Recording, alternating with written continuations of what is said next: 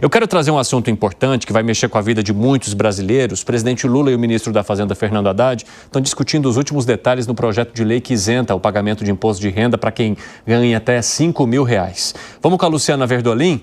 Quais as novidades destes encontros, hein, Luciana Verdolim? Conta aí para a nossa audiência. Teve uma reunião hoje cedo aqui no Palácio do Planalto. Evandro, amanhã vai ter uma outra reunião, dessa vez o encontro ampliado, que vai contar com a presença dos presidentes da Câmara e Senado. O objetivo, o presidente Lula, na semana passada, até já tinha antecipado que o projeto vai para o Congresso amanhã. Mas antes de encaminhar, ele quer apresentar primeiro aos presidentes das duas casas para garantir apoio, para evitar ruído. O objetivo nesse momento é discutir todas as propostas importantes antes de enviar ao Congresso. Então, esse encontro já está marcado para amanhã. O ministro da Fazenda, Fernando Haddad, disse que está praticamente pronta a proposta e a intenção é, sim, encaminhar ao Congresso Nacional essa semana, mas só vai valer a partir de 1º de janeiro do ano que vem. A gente tem a declaração do ministro. Temos...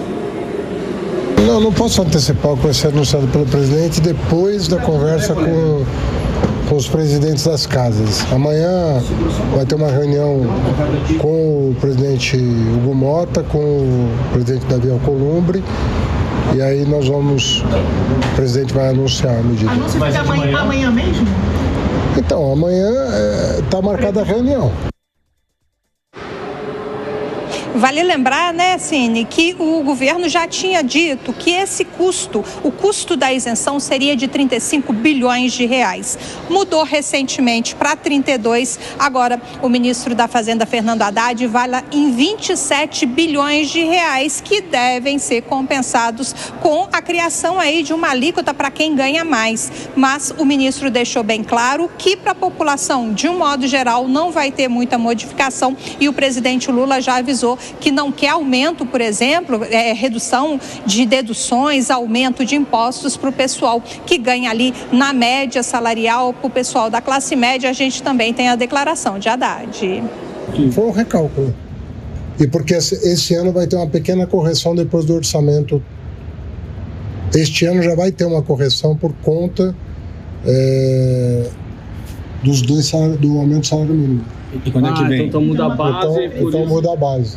Entendi. Entendeu? Mas o senhor não pode só dizer se assim, a tese do imposto mínimo está mantida? Não, tá. Porque ficou essa confusão do você vai taxar dividendos. Não. A tese do imposto... aquilo que foi anunciado com alterações encomendadas pelo presidente Lula, que foi não mexer nos descontos e considerar o CNPJ também. Tá bom? Então foram duas alterações que foram pedidas, ficaram prontas já há 2, 3 semanas, mas ele provavelmente anuncia essa semana. Tá bom? São 3 as prioridades do governo agora, nesse início de ano, lá no Congresso Nacional. A questão da isenção do imposto de renda, o consignado para o pessoal da iniciativa privada e também a PEC da Segurança Pública, que também vai ser discutida com as lideranças antes de ser encaminhada ao Congresso. Exatamente, Luciana Verdolim, obrigado, hein? Bastante coisa aí para esse começo de ano.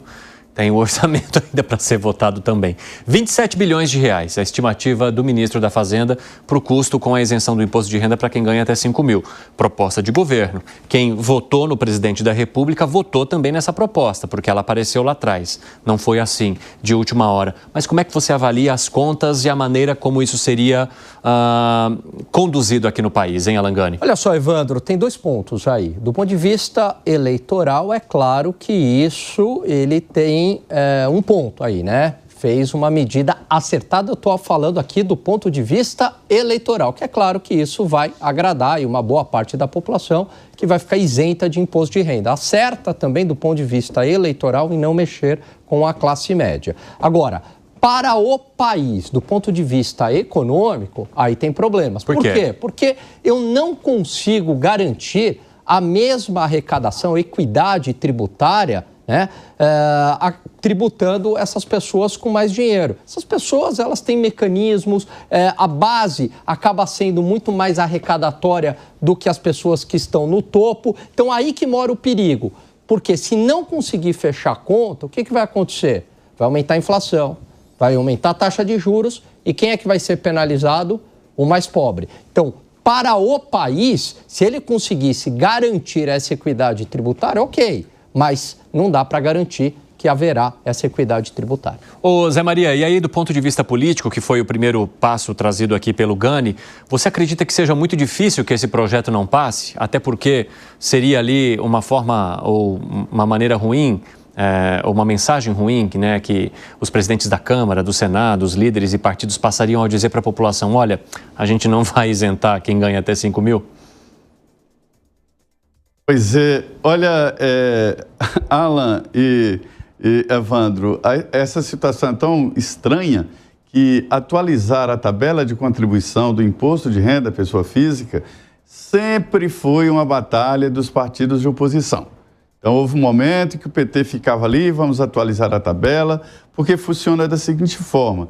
Com a inflação, as pessoas começam a ganhar mais, né? Tem reajustes salariais, naturais, ou por merecimento, ou simplesmente atualização salarial, e ele começa a pagar mais imposto porque ele sobe na tabela, ou entra na tabela ou sobe na tabela. Então, esse sempre foi um papel da oposição.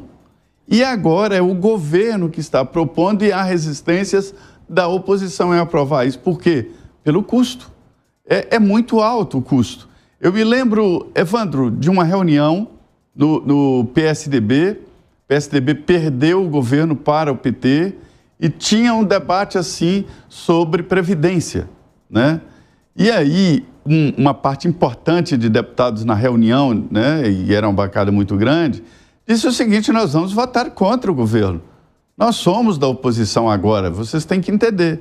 Aí o Arnaldo Madeira, que foi um grande deputado, um deputado que pensava país, pensa país e pensa futuro, tomou a palavra e disse, olha só, nós fomos governo, o PT fazia isso com a gente porque era ignorante. Agora eles estão no poder e sabem como a banda toca e o que precisa de fazer de cortes. Nós não vamos ser o PT do PT.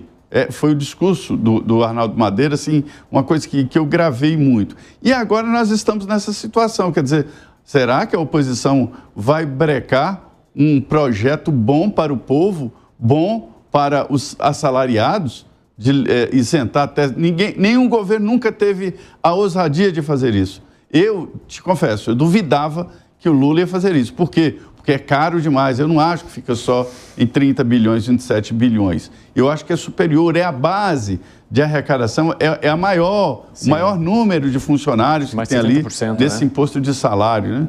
Então, é uma situação meio complexa e diferente politicamente. Ô, Segré, você acha também que essa base, que o valor seria muito maior? Muito mais. Eu estou aqui com uma matéria do G1. E aqui menciona imposto de renda, e entre várias, foi a primeira que peguei, tem um monte. Sim, sim. De 51 bilhões até 235 bilhões está colocando. Agora, quando você tem um gap de 51 ou 235 bilhões, é muita coisa. Mas sabe qual seria a maneira, Zé Maria, de que isso não passe no Congresso? E assumindo um déficit para o ano que vem? Ó. Imagina, claro. Mas a única maneira de que isso não passe no Congresso, se em lugar de quem ganha mais de ia ser 60, agora diminuiu para 50. Se coloca 40, 45, a maioria dos congressistas ganha isso no bruto. Então fala, não, peraí. Não mexe nesse queixo que não. Aí votariam em contra até os do PT. Qualquer um. Por quê? Porque aí está tocando o bolso dele. Mas aumentar o imposto ou a distribuição de dividendos não me parece errado, desde que diminua o imposto de consumo. Quando você deixa de consumo com a possibilidade de aumentar e depois coloca aumento de dividendos, isso pode ser ruim. E qual seria uma alternativa que Alan menciona para desenhar um pouco? Hoje tem muita gente que ganha um salário e ele paga um monte de coisas. A empresa vai negociar e vai falar o quê? Eu te dou um salário menor, R$ 49.980, e eu pago o carro, pago o aluguel, pago um monte de coisas. Então aí diminui o valor, ele não tem o impacto do imposto de renda e continua ganhando do mesmo jeito. Ou seja, é papo para vou dormir. Você acha, Piper? Não, tem que ter sempre uma faixa, um limite. Mas veja só, no Brasil, se acostumou a se fazer ajuste, e eu já chamei a atenção sobre isso dezenas de vezes aqui, em cima de algo que eu classifico de extorsão social. Então, à medida que você congela, por exemplo, tabela do imposto de renda, isso significa que a cada ano mais gente vai tendo que pagar. Vai tirando mais dinheiro de uma faixa cada vez maior da população. O que o governo propõe agora é simplesmente correção, porque eu até vi um cálculo ontem, hoje, aí, de uma entidade do fisco. Se você pegasse, por exemplo, a correção da tabela do imposto de renda com base na inflação nos últimos 10, 12, 15 anos, me parece, você chegaria a 5.200 e pouco. Ou seja, mesmo com tudo isso, 5.200 e pouco seria o limite da faixa de isenção. Então, quando o governo fala em R$5.000, ele está chegando pertinho disso. Essa foi uma proposta que a Simone Tebet, inclusive, lançou na campanha dela a presidente. Daí o governo depois, o presidente Lula, acabou incluindo isso no plano dele. Mas, vejam só, e quando eu critico, muitas vezes, a comunicação do governo, o ministro Haddad, toda vez que ele for questionado sobre de onde tirar esses recursos, ele tem que, de novo, fazer uma provocação que ele fez uma semana, 10 dias atrás. Ou seja, ele falou, nessa entrevista que eu vi, que se o PT e o PL estivessem juntos, topassem votar juntos, por exemplo, o fim dos supersalários e as alterações na previdência dos militares, segundo Haddad, esses projetos que significam corte de gastos, seriam aprovados em 15 dias. Então, uma parte, não tudo, óbvio, ninguém está fazendo essa conta de maluco, mas uma parte desses 30 e poucos bilhões já estaria resolvido só com isso aí. Que foi, você queria arremate? Se forem 30 bilhões, eu concordo contigo. Inclusive, o governo esqueceu, vamos lhe dar a dica, que o próprio Bolsonaro fez isso na proposta de campanha. Ele também estava de acordo com essa isenção de 5.000 até 5.000. Então, eu diria, PL, você que acompanha o Bolsonaro teria que votar a favor. Mas esses penduricalhos são tão interessantes de encontrar que até uma ministra do governo consiga ter uma remuneração com recurso público, mesmo que não federal, com um penduricalho estando de licença. Embolsou, estou me referindo à ministra da Cultura Menezes, R$640 mil para cantar, sendo que é ministra do governo, com dinheiro público, do governo do Estado. Gente, é um pouco ruim isso. Então, como que vai permitir isso e depois, por outro lado, vai tentar diminuir os supersalários? Isso não é um supersalário oculto? Não. Tem que ver lá com o governo, que acabou a Comissão de Ética da Presidência, um ano atrás, falou que não era possível. Aí o Lula tira 3 dessas pessoas que estavam na comissão, colocou 3 e um ano depois reverteu. Aí falou, não, agora pode. Gente, é piada. Agora, se cortar os supersalários, são bilhões. É uma mixaria. Mas corta também. É para dar o exemplo. Os supersalários de bilhões e mexer na previdência dos militares, que consomem bilhões, então uma parte da isenção para os 5.000 já está gastar menos e também resolve. Eu quero falar um pouquinho de contas também, só que agora sobre índices. O IBCBR, que é o indicador considerado a prévia do PIB brasileiro, subiu 0,9% em janeiro. Vamos então conversar com o André Anelli mais uma vez, que vai trazer as informações para a gente. E isso mostraria uma força maior daquilo que era previsto para o PIB, hein, André Anelli? Conta aí.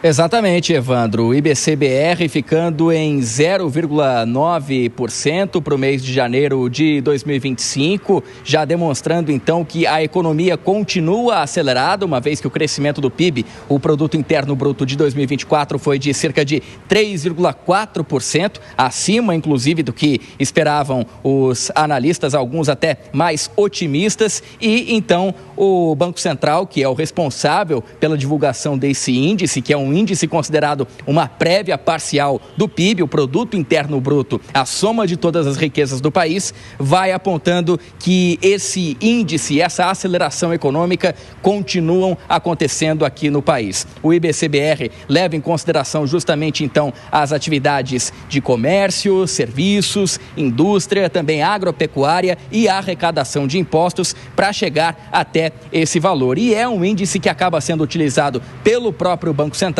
justamente para acabar prevendo então o controle da taxa básica de juros, a Selic, que é então aquela taxa que vai acabando com fazendo com que o mercado todo seja ali pautado por essa cobrança de juros, e esse resultado, então, demonstra que a economia continua acelerada e pode acabar contribuindo também para que a próxima reunião do Comitê de Política Monetária, o Copom, até conforme já está previsto, acabe apontando o aumento de mais 1 ponto percentual na Selic, chegando então, ultrapassando os 14% ao ano e fazendo com que o Brasil continue aquela taxa que já é a taxa de juros mais alta do planeta, por conta principalmente então do aquecimento da economia e uma tentativa de segurar a inflação.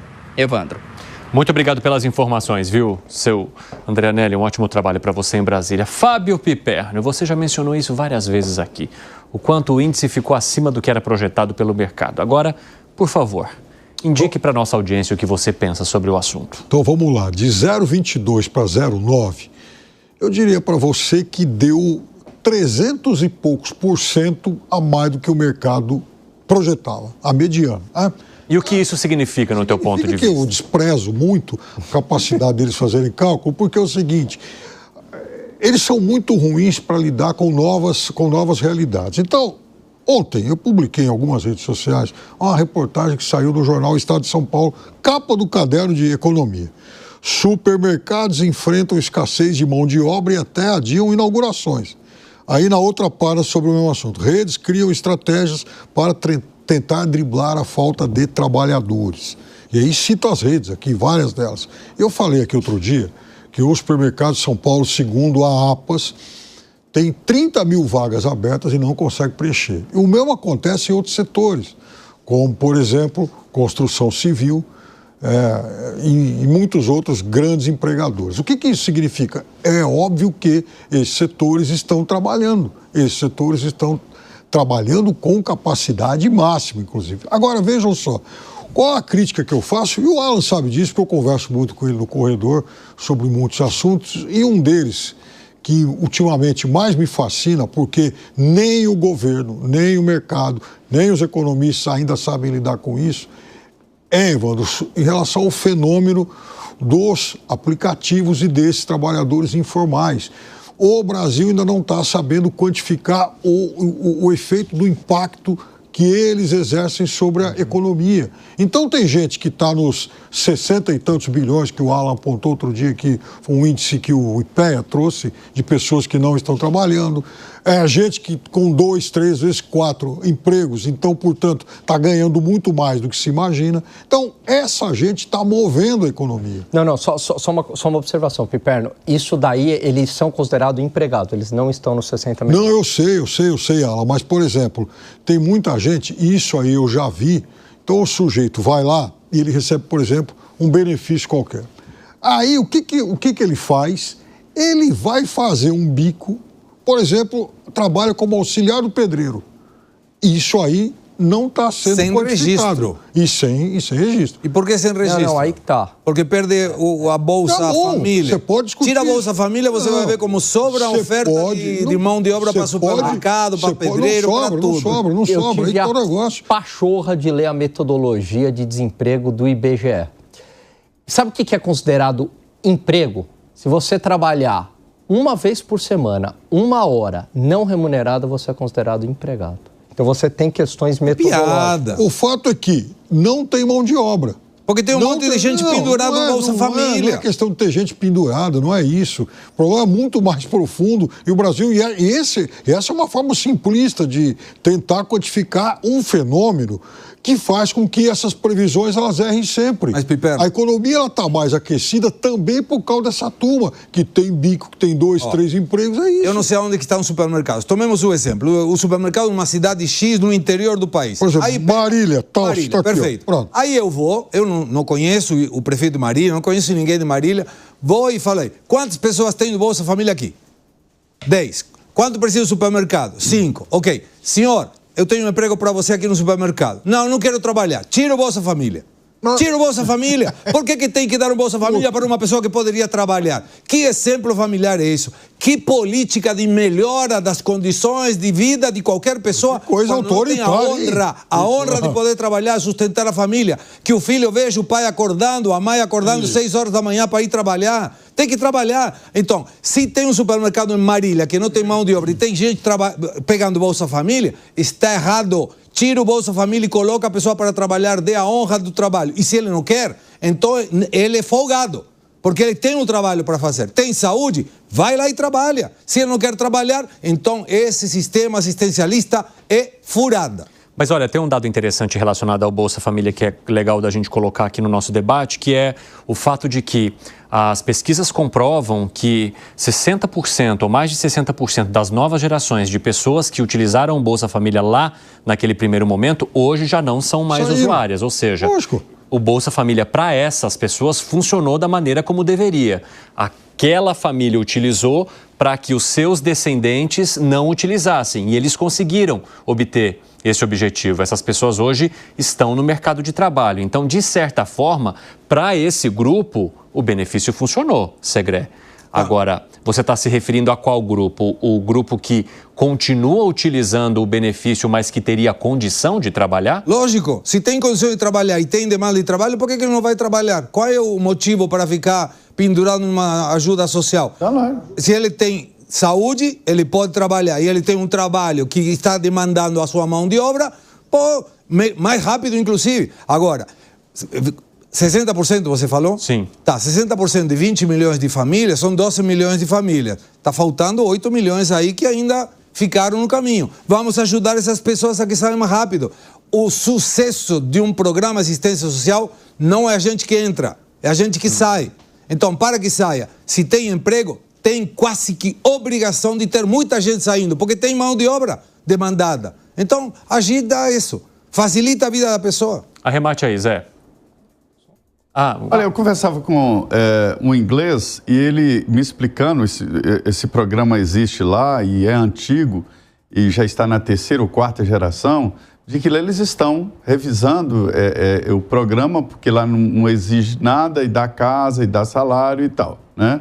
E eles verificaram exatamente o contrário que você está falando sobre o Brasil, de que lá gerações acabaram criando dependência do programa. Então, assim, na 3ª geração já tem filhos de pessoas que pegavam esse benefício. Eu aprendi no debate sobre esse novo Bolsa Família, o deputado Marcelo Aro, lá de Minas Gerais, peguei estudo de vários países e ele me mostrando... Qualquer economia liberal tem um programa assistencial assim. E em todos os lugares é um assunto muito polêmico e discutido politicamente de uma maneira muito forte.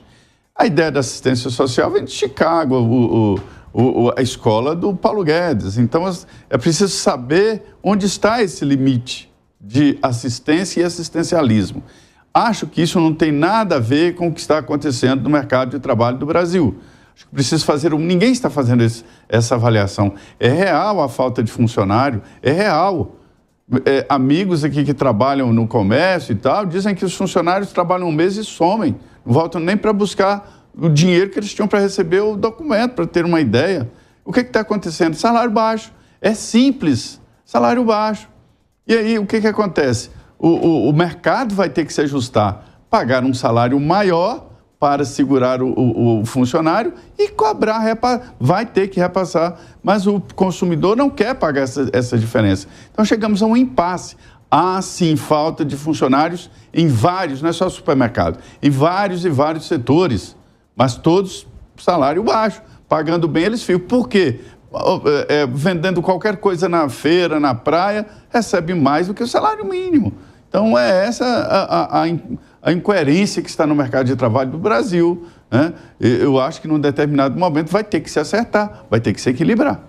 Agora 5h25, pessoal da rádio, rápido intervalo para vocês. Daqui a pouco espero todos de volta. Nas outras plataformas seguimos. Arremate, Gani, que eu estou com gente esperando na linha ali para falar com Evandro, repórteres. Bem rapidamente, existem 60 milhões de pessoas no Brasil que têm idade para trabalhar, ou seja, de 15 a 64 anos, e optaram por não trabalhar. Aí entra Se você vive de auxílio do governo, dona de casa, estudante, qualquer que seja o motivo. Tem os jovens nem. Jovens nem, exatamente, nem trabalha, nem estuda, optou por não trabalhar, não é considerado desempregado. Agora, são 60 milhões de pessoas com idade que não estão sendo aproveitadas. Então, seria interessante, até apelo aí aos acadêmicos, não tenho tempo para fazer esse estudo, fazer uma comparação internacional para ver se esse número está muito distante de outros países, porque o Brasil precisa de mão de obra. Esse é o primeiro ponto. Agora, o segundo ponto, em relação ao dado que o Piperno trouxe aqui, todos os dados do IBGE, produção industrial, 0%, não cresceu. Varejo, queda de 0,1 em janeiro. Serviços, menos 0,2. Tudo apontou para queda ou estabilidade, não crescimento. Então, teve um descolamento muito grande entre o dado do IBCBR, que é Banco Central, com os dados do IBGE. Infelizmente, o dado do Banco Central não é aberto, a gente não consegue ver por setor. Também faço um apelo aqui para o Banco Central divulgar aberto. Ajuda nós, né? Então, a gente não sabe o que moveu esse 0,9. Por hipótese, dado que houve queda em serviços, varejo e produção industrial não cresceu, eu creio que foi na agropecuária. Entendeu? Eu também. E aí... é o setor que não arrecada muito. Que o começo, arremate lá, Gani. O começo do ano é o período mais forte do agronegócio. É isso. É isso? É isso.